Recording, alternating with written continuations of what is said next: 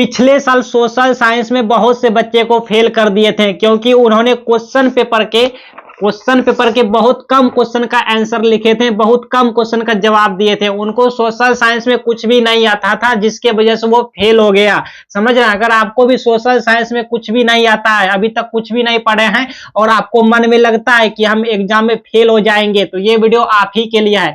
देखिए, copy checking के दौरान क्या होता है कि बहुत से बच्चे का कॉपियां चेक होते हैं भाई। अब जो बच्चे बहुत सारे क्वेश्चन का जवाब दिए रहते हैं उनको तो पास कर दिया जाता है, लेकिन जो बच्चे बहुत कम क्वेश्चन का जवाब देके आता है, जिनको सोशल साइंस में कुछ भी नहीं आता है, तो वो फेल हो जाता है। जी हाँ, बहुत से बच्चे सोशल साइंस में फेल हो जाते हैं।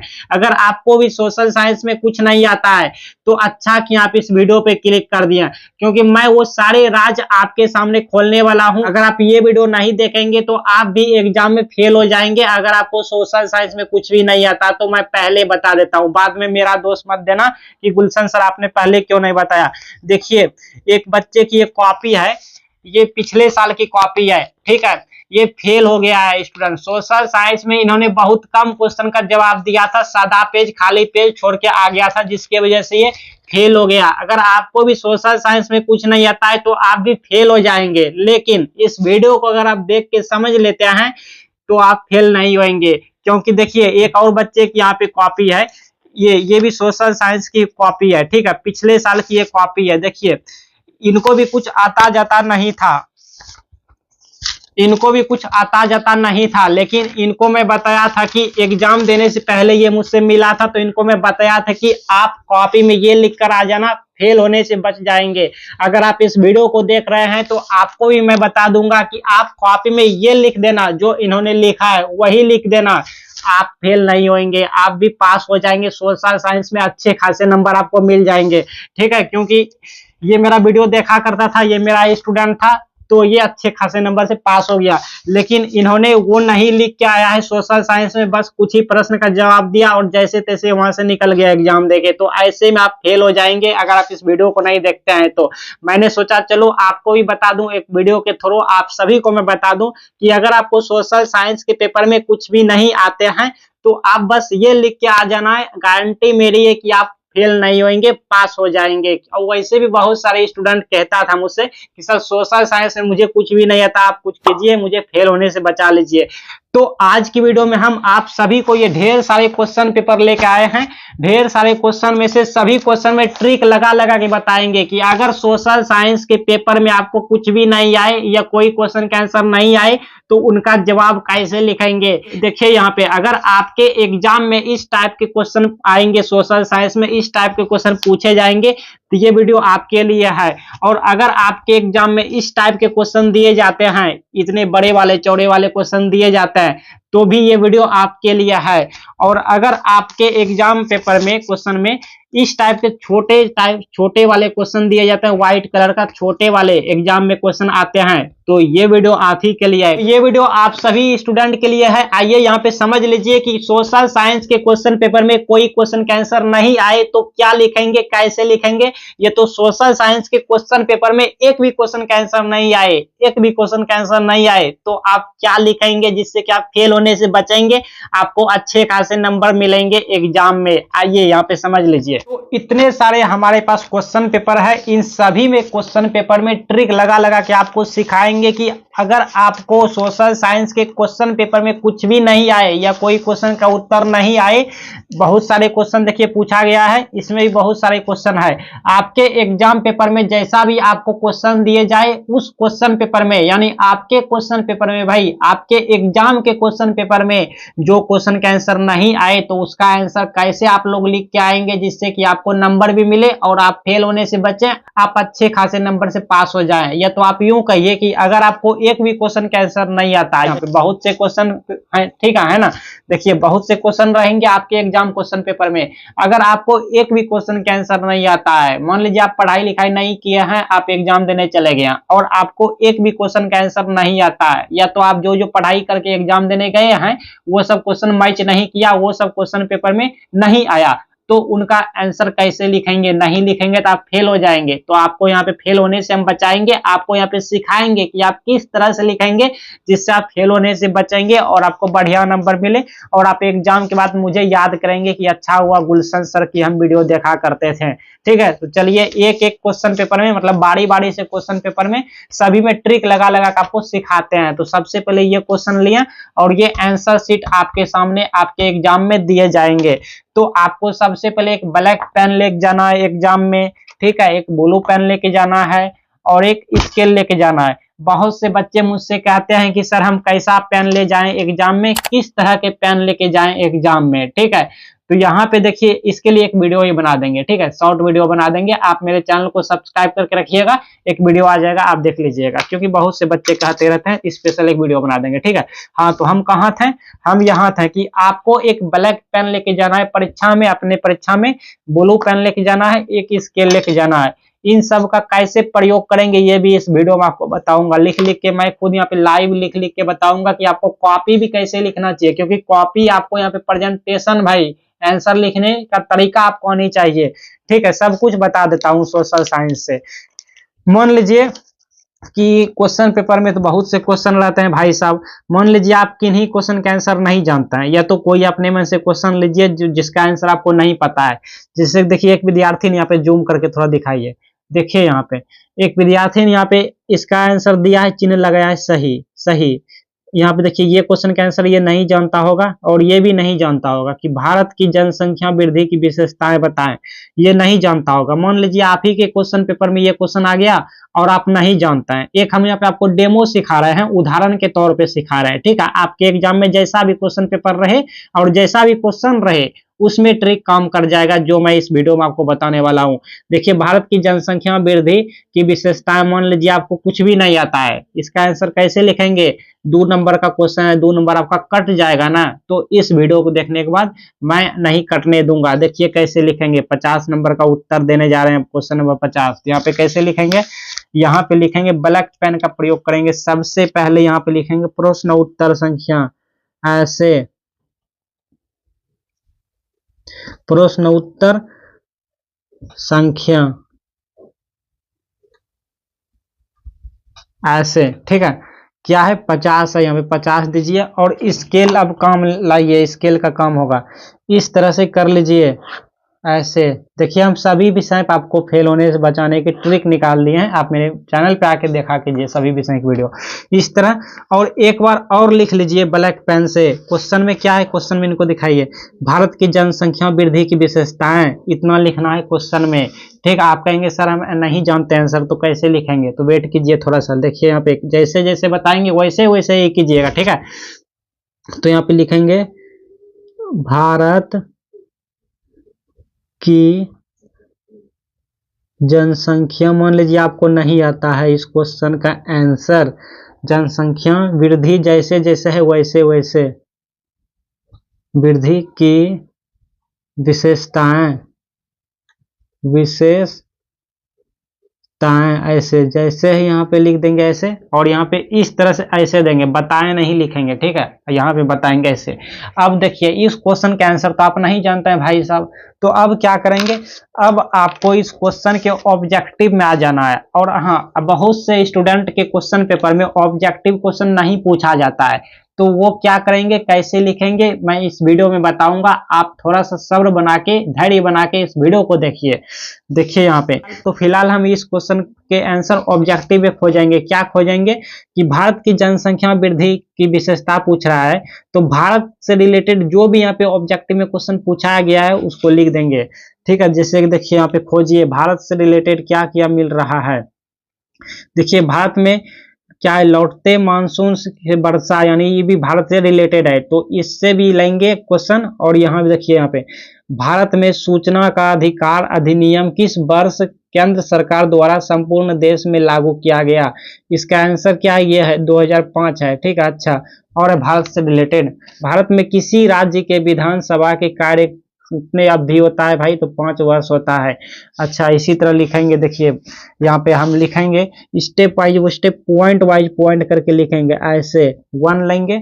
और यहाँ पे क्या है, इस तरह से भारत में सूचना का अधिकार इस तरह लिखेंगे, क्योंकि टीचर खुद कहता है कि अगर आप जो क्वेश्चन के आंसर नहीं जानते हैं तो उन्हें खाली नहीं छोड़ के आए, उसी क्वेश्चन से रिलेटेड आंसर लिख के आए, क्योंकि सादा पेज खाली पेज पे नंबर नहीं देंगे। ठीक है, तो 0 से अच्छा 1 कहा जाता है, मतलब अगर आप कुछ भी नहीं लिखते हैं, इस क्वेश्चन के आंसर छोड़ देते हैं, सादा पेज खाली पेज, तो आपको कुछ भी नंबर नहीं दिए जाएंगे, 0 नंबर दिए जाएंगे। लेकिन अगर आप उस क्वेश्चन से रिलेटेड कुछ ना कुछ आंसर दे के आते हैं तो टीचर को भी नंबर देने में बनता है, और नंबर वो भी देता है। समझ रहे हैं, टीचर खुद चाहता है कि कॉपी चेकिंग के दौरान बच्चे की कॉपी खाली ना मिले। अब यहाँ पे देखिए, भारत में इस तरह से लिखेंगे, आपको नंबर दिया जाएगा, कितना नंबर दिया जाएगा इस वीडियो में बताऊंगा। ठीक है, तो यहाँ पे देखिए क्या लिखेंगे, भारत में सूचना का अधिकार जैसे है वैसे लिखना है, अधिनियम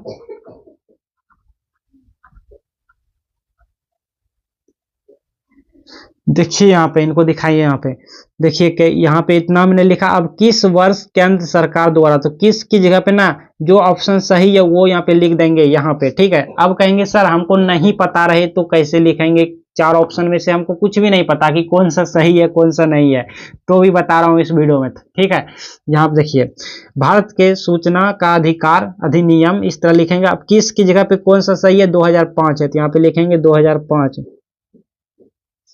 2005 ईस्वी जैसे है वैसे लिखेंगे,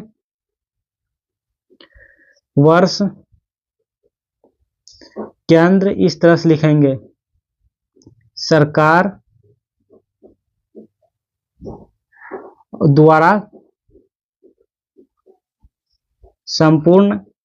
इस वीडियो को अगर आप देख लेते हैं ना, मेरा मन भटकता है, इस वीडियो को अगर आप देख लेते हैं तो आप फेल नहीं होंगे। क्या है, द्वारा संपूर्ण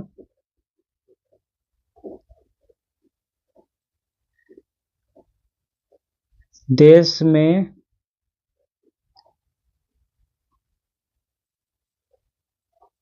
लागू किया गया, इस तरह से आप लिखेंगे। ठीक है, देखिए आपको नंबर दिया जाएगा, और भी लिखेंगे आप, और भी लिखिए, यहाँ पे 2 लिखिए यहाँ पे। ठीक, और भी देखिए यहाँ पे खोजिए, यहाँ पे भारत में किसी राज्य के विधान, यानी भारत से रिलेटेड क्वेश्चन पूछा गया है तो आप आंसर नहीं जानते हैं तो आप भारत में जो जो हो रहा है या क्या क्या है, भारत में जो जो क्वेश्चन यहाँ पे पूछ रहा है वो आप लिख दीजिए। ठीक, यहाँ पे देखिए, तो यहाँ पे किसी क्या है, यहाँ पे देखिए क्या की जगह पे कितना 5 अवधि लिखेंगे, जैसे भारत में किसी राज्य के विधानसभा यहाँ पे लिखेंगे, भारत में किसी राज्य के विधानसभा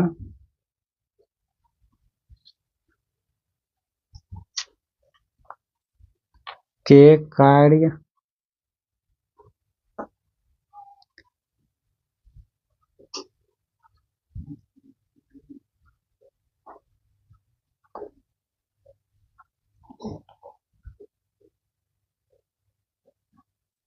अवधि देखिए क्या है, तो यहाँ पे क्या है कि ऑप्शन नंबर ये सही है, 5 वर्ष रहता है। ठीक है, तो यहाँ पे 5 वर्ष लिख देंगे, 5 वर्ष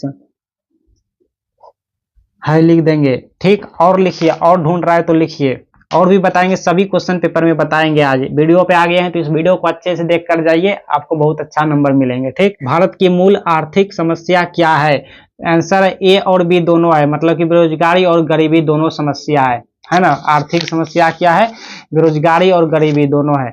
यहाँ पे लिखेंगे भारत की मूल आर्थिक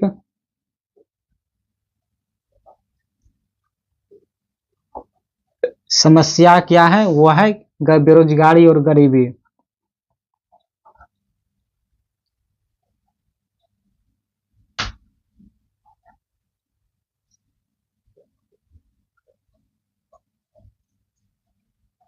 ठीक, देखिए और आप लिख सकते हैं 2 मार्क्स के क्वेश्चन है, 2 नंबर आपको मिल जाएगा।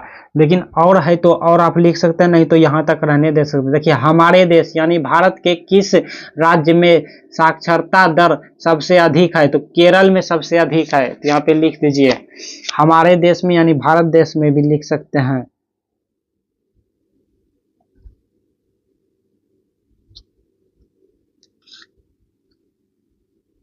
ऑप्शन है केरल राज्य में, ठीक, केरल राज्य में साक्षरता दर सबसे अधिक है।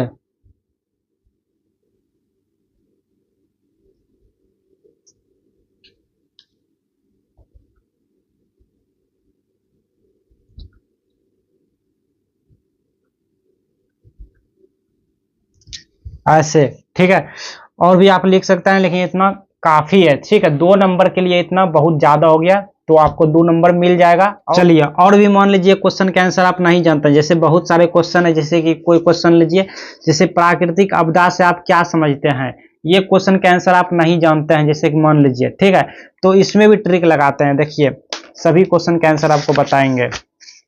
कितना है, 57 है क्वेश्चन नंबर, यहाँ पे लिखेंगे प्रश्न उत्तर संख्या 57, या आप नेक्स्ट पेज में भी लिख सकते हैं। आगे की पेज लीजिए, पेज की कंजूसी नहीं करना, अगर आप में बहुत सारे पेज है तो पेज की कंजूसी नहीं करना। प्रश्न उत्तर संख्या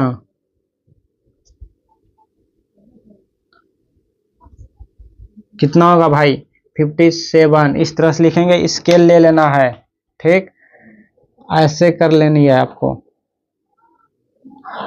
ऐसे। अब यहाँ पे क्या है, प्राकृतिक आपदा लिखेंगे ब्लैक पेन से, एक बार देखिए लिखने की तरीका सीखिए। प्राकृतिक आपदा ऐसे लिख दिया, अब ऐसे लिख देंगे डैश, इसको अंडरलाइन भी कर सकते हैं, नहीं भी कर सकते हैं, ठीक है, इसको नहीं भी कर सकते हैं, या कर भी दें तो कोई गलती नहीं होगा, नंबर नहीं कटेगा। अब प्राकृतिक आपदा रिलेटेड इधर जितने भी है सभी को लिख दीजिए। प्राकृतिक आपदा रिलेटेड देखिए यहाँ पे, रेल दुर्घटना का प्रमुख कारण क्या है, ये भी प्राकृतिक आपदा के अंतर्गत ही आता है, तो इसको ऐसे लिखेंगे, 2 मार्क्स की क्वेश्चन है, ज्यादा दिमाग नहीं लगाना, लिख देंगे रेल दुर्घटना का प्रमुख जो कारण है, का प्रमुख कारण, यहाँ पे क्या है, जो 4 ऑप्शन में से जो सही है वो लिखेंगे। देखिए यहाँ पे 4 ऑप्शन में से सही क्या है, मानवीय लापरवाही है, ठीक है, तो यहाँ पे लिखेंगे, यहाँ पे ये यहाँ पे लिख सकते हैं।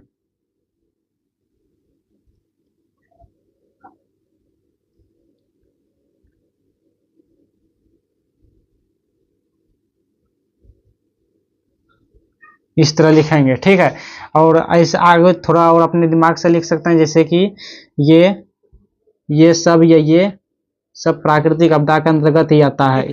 और देखिए यहाँ पे मान लीजिए आप कोई लॉन्ग क्वेश्चन लेंगे, जैसे ये 4 मार्क्स का है, ये जितने भी मार्क्स का है, मान लीजिए आप नहीं जानते हैं, जैसे कि देखिए ये क्वेश्चन ही मान लीजिए कि देखिए बिहार से रिलेटेड क्वेश्चन है कि बिहार में गरीबी के प्रमुख कारण क्या है, ठीक है, जो भी जैसा भी क्वेश्चन है इसका आंसर आप देंगे, तो कैसे देंगे, आप मान लीजिए नहीं जानते हैं, देखिए कैसे देंगे। तो पहले तो लिखेंगे 2 लाइन छोड़ के लिखेंगे प्रश्न उत्तर संख्या,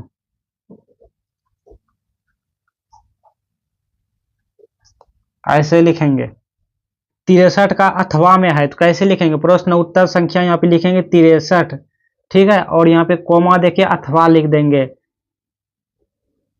ऐसे, ठीक। अब स्केल लेके इस तरह से लकीर खींचेंगे, लेकिन थोड़ा अच्छे से, इसमें मिस्टेक नहीं होनी चाहिए,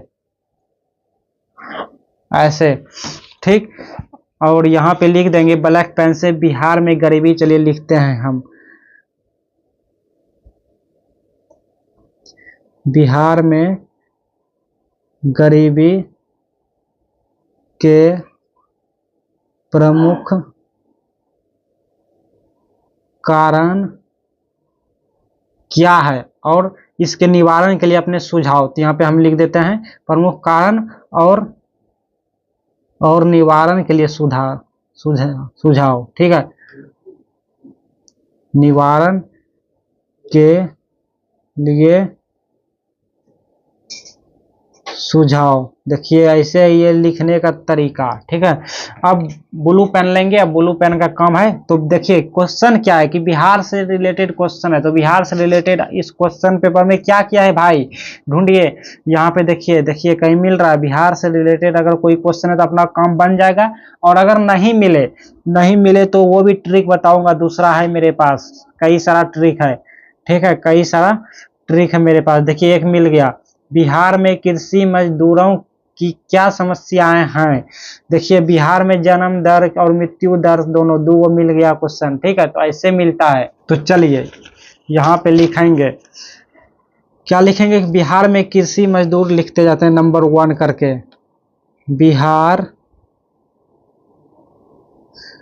बिहार में कृषि मजदूरों, आपको देख देख के लिखना है क्योंकि आपको कुछ भी नहीं आता है ना, कि क्या समस्या है तो समस्या लिखेंगे। क्या की जगह पे लिख दीजिए क्या समस्या है भाई, तो इनमें सभी ये समस्या।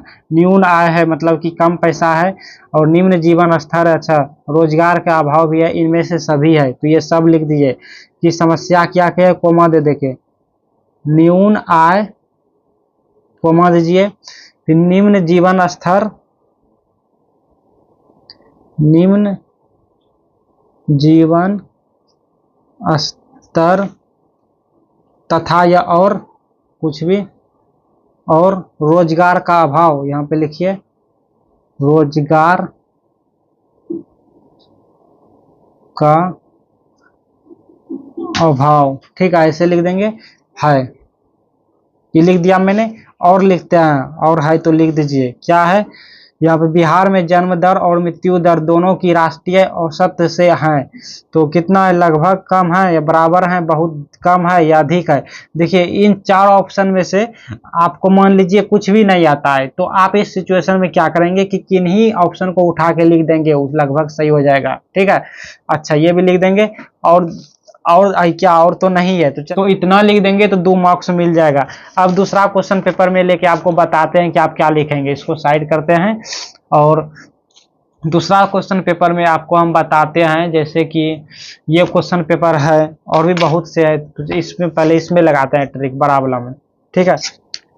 ये भी क्वेश्चन पेपर है बहुत से, जैसे कि मान लीजिए, देखिए बहुत सारे क्वेश्चन है, बहुत सारे क्वेश्चन में से मान लीजिए आप नहीं जानते हैं कोई क्वेश्चन का आंसर, जैसे कि असहयोग आंदोलन प्रथम जन आंदोलन था, मान लीजिए आप नहीं जानते हैं, तो इस क्वेश्चन का आंसर कैसे लिखेंगे भाई, कैसे होगा, 2 नंबर छूट जाएगा ना, तो नहीं छूटने देंगे हम, सभी में ट्रिक लगा लगा कर आपको सिखा देते हैं। तो यहाँ पे लिखिए, यहाँ पे लिखेंगे प्रश्न उत्तर संख्या कितना है, 3 है, इस तरह से लिखेंगे और स्केल रखेंगे और ऐसे कर लेंगे स्केल से ऐसे, ठीक है। और यहाँ पे लिख देंगे ब्लैक पेन से, असहयोग जैसे है वैसे ही लिखेंगे, असहयोग आंदोलन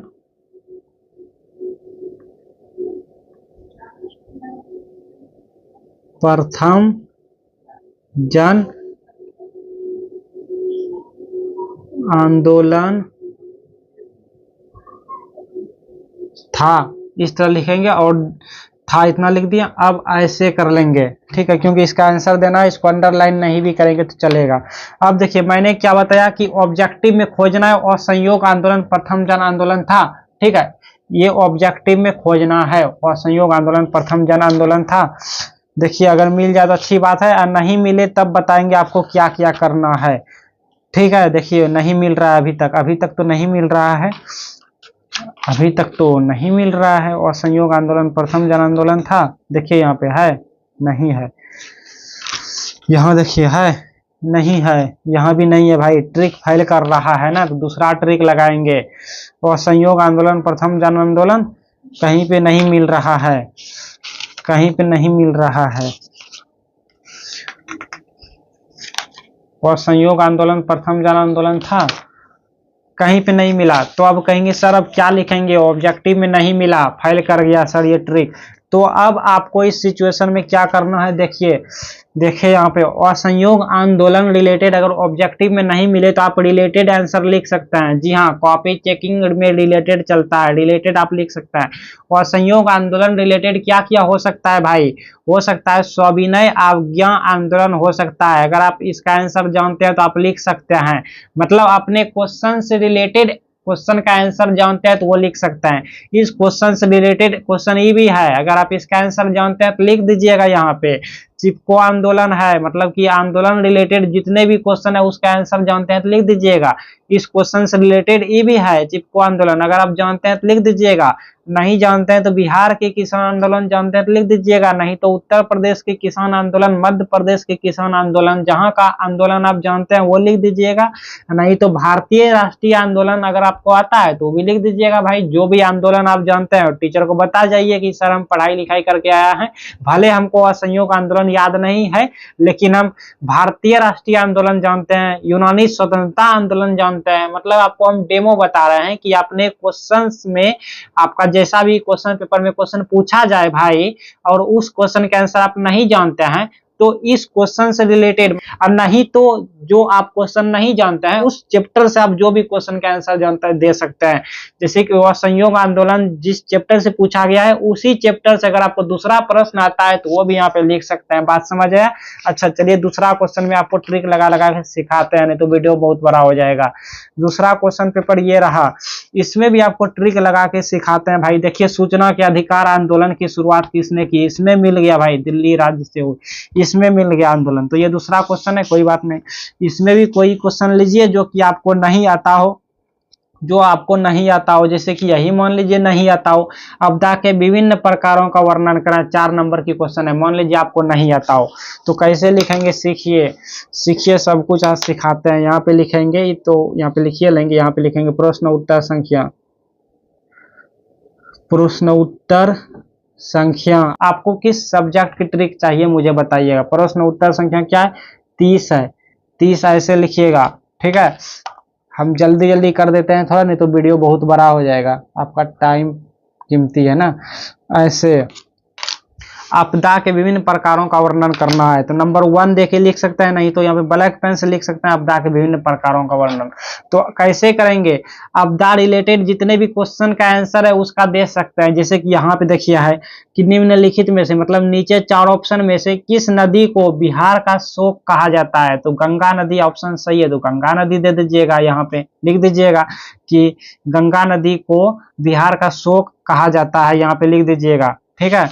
और भी है, बाढ़ के समय हमें किस स्थानों पर जाना चाहिए?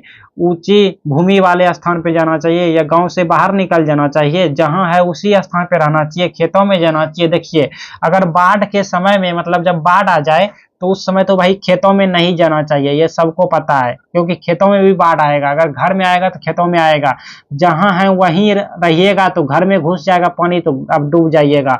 गांव से बाहर जाइएगा, कहाँ जाइएगा? अगर पानी ही पानी रहेगा, एकदम जलप्पा रहेगा, पानी ही पानी, समझ रहे हैं? तो आपको ऊंची भूमि, मतलब ऊंची जमीन वाले, जहाँ पे ऊंचा स्थान है वहीं पे चले जाना चाहिए बाढ़ से बचने के लिए। तो आप इनको भी यहाँ पे लिख दीजिएगा, ठीक है, यहाँ पे लिख दीजिएगा।